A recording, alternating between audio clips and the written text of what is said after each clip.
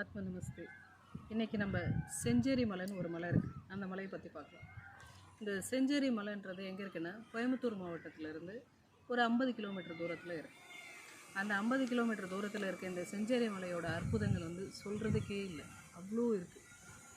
எப்படி நம்ம சுவாமி மலையில் முருகனுக்கு சிவனுக்கு ஓம்ன்ற பிரணவ மந்திரத்தை சொன்னாரோ, அந்த மாதிரி இந்த செஞ்சேரி மலையில்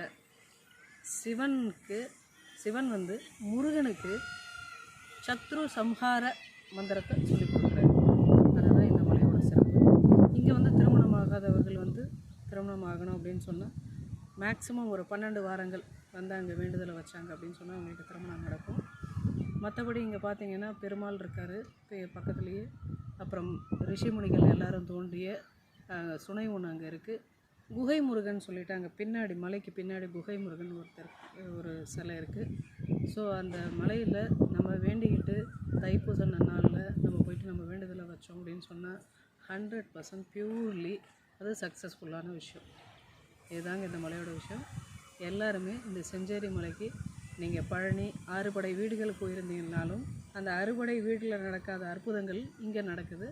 அதனால் ஒரு முறை வாழ்க்கையில் தரிசனம் பண்ணி எல்லா வித நன்மைகளும் அடையுமாறு கேட்டுக்கொள்கிறேன். நன்றி, வணக்கம். சிவாய நமः.